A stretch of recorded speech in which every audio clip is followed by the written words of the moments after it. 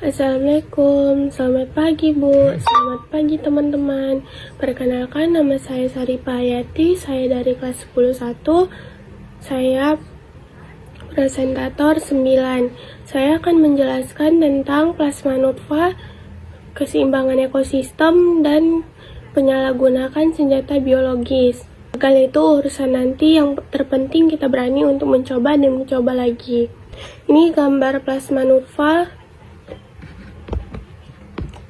Pengertian dan contoh plasma nutfah. Pengertian plasma nutfah merupakan bahan yang berasal dari tumbuhan, hewan, serta jasad tektonik yang memiliki fungsi serta kemampuan untuk memberikan sifat.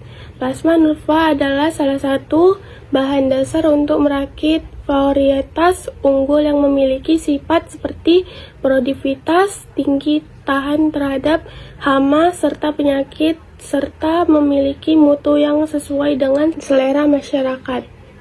Contoh plasma nutfah yaitu 1. Plasma nutfah padi, Oryza sativa. Padi merupakan bahan makanan produk bagi sebagian besar masyarakat Indonesia serta masyarakat di Asia. Kedua, plasma nutfah jagung yaitu Gea mais. Jagung dapat dibudidayakan sehingga ketinggian 3600 mdpl. Plasma sorghum yaitu sorghum bicolor L. moist. Sorghum merupakan sumber karbohidrat. 4. Plasma nutfah ubi kayu yaitu Manihot esculenta. Ubi kayu atau singkong menyebar di Asia pada abad 17. Kelima, plasma nutfah kacang tanah Arachis typhogea. Kacang tanah dimanfaatkan sebagai bahan makanan.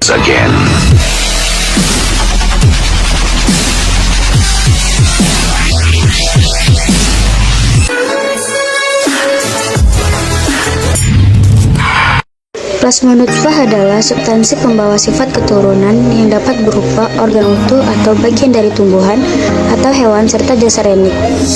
Fungsi pengelolaan plasma nutfah lainnya adalah melestarikan sumber daya genetik untuk kebutuhan gen di masa depan agar dapat menyediakan gen-gen untuk mengantisipasi perubahan ras patogen dan tipe B. Plasma nutfah berguna untuk merakit varietas unggul pada suatu spesies, misalnya spesies yang tahan terhadap suatu penyakit atau memiliki produktivitas tinggi.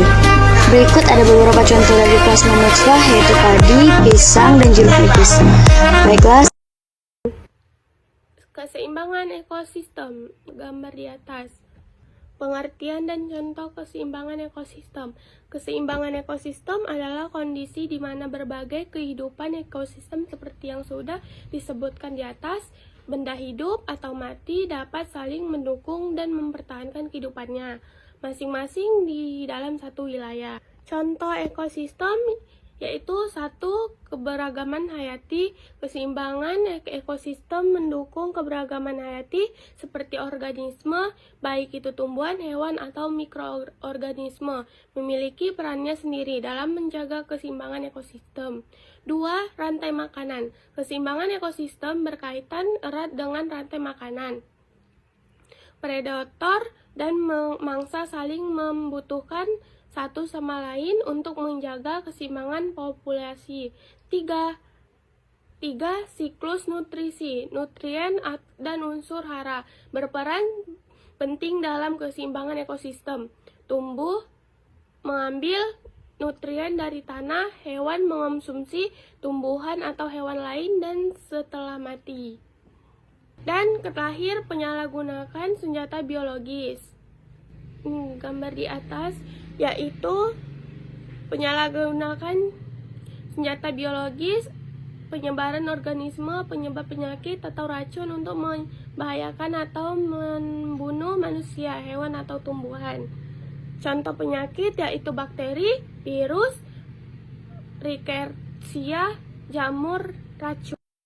Jika ada senjata yang tidak berbau, tidak berwarna, tidak berasa, tetapi bisa dapat dengan tepat membidik setiap sasaran, tidak membahayakan tumbuhan dan lingkungan sekitarnya, tetapi kerusakan yang ditimbulkannya lebih besar dari senjata nuklir, maka itu hanya bisa menjadi senjata biologis. Jadi, apa itu senjata biologis? Jenis apa saja yang telah digunakan secara historis? Mari kita perjelas dengan kutipan pengetahuan. Pertama-tama, apakah senjata biologis itu? Secara sederhana, itu adalah bakteri, virus, jamur, atau racun yang disebabkan oleh organisme ini dan digunakan oleh manusia untuk saling menghancurkan. Itu adalah senjata biologis. Singkatnya, senjata biologis adalah senjata yang dibuat dari makhluk hidup. Senjata biologis memiliki suatu karakteristik yang sangat istimewa, yaitu sangat kecil, hampir tidak terlihat, dan tidak bisa tercium.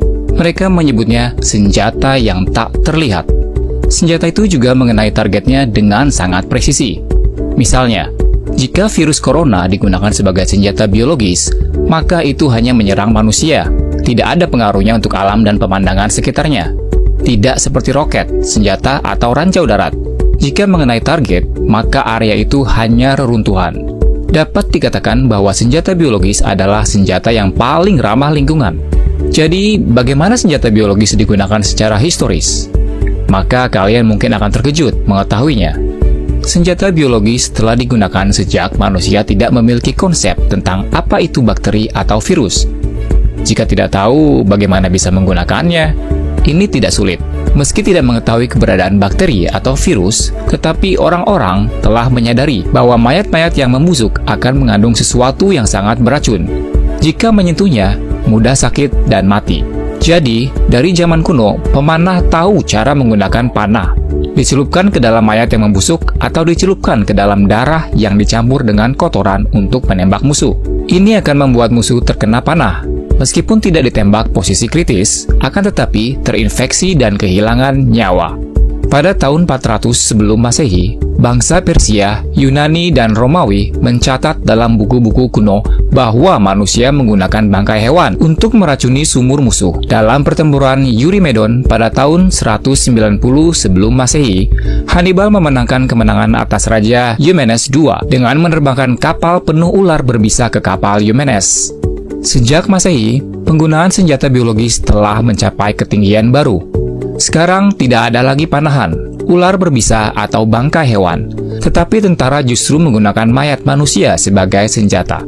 Selama pengepungan Kaffa pada abad ke-14 Masehi, orang tanah membuang mayat yang terinfeksi wabah ke kota dalam upaya untuk menyebarkan wabah pada tentara musuh. Ini diulangi pada tahun 1710 ketika Rusia mengepung Swedia di Reval, Estonia, dan mereka melemparkan mayat orang-orang yang telah meninggal karena wabah ke musuh. Selama Perang Prancis dan India pada abad ke-18 Masehi, senjata biologis terus digunakan, tapi kali ini dengan cara yang sangat pintar. Secara khusus, militer Inggris memberikan selimut yang digunakan korban cacar kepada penduduk asli Amerika untuk menyebarkan pes septisemik kelanjutan. Dalam sipil saudara Amerika, tuduhan penggunaan senjata biologis juga ditujukan kepada kedua belah pihak dengan sengaja menyebarkan cacar ke pihak lain. Ke era modern, selama Perang Dunia Pertama, tentara Jerman mengembangkan antraks, nematoda, kolera, dan jenis jamur gandum, khusus digunakan sebagai senjata biologis. Mereka dituduh menyebarkan wabah di Petersburg, Rusia, dan Prancis. Namun, seiring dengan semakin canggihnya senjata biologis, manusia juga mulai menyadari bahaya besar tersebut. Senjata ini dapat menghancurkan seluruh dunia. Jadi pada tahun 1925, dunia menandatangani protokol dengan 108 negara. Ini adalah perjanjian multinasional pertama tentang pelarangan senjata biologis. Namun sayangnya, tidak ada metode untuk memverifikasi kepatuhan negara-negara selama Perang Dunia II. Pasukan Jepang mengoperasikan fasilitas penelitian perang biologis rahasia di Macau, dan Jepang menguji senjata ini pada manusia. 3.000 tahanan dipaksa melakukan terkena wabah, antraks, sifilis, dan agen lainnya. Beberapa korban mengalami limfadenopati atau meninggal karena infeksi. Pada tahun 1942, Amerika Serikat mendirikan lembaga penelitian perang biologis. Toksin antraks dan botulinum telah diproduksi dan disimpan untuk membalas tentara Jerman jika tentara ini juga menggunakan senjata biologis. Untungnya, itu tidak terjadi. Juga pada tahun 1942, Inggris menguji bom antraks di pulau di barat laut Skotlandia. Pada tahun 1979, Insiden pelepasan antraks dari fasilitas senjata di Uni Soviet yang menewaskan sedikitnya 66 orang.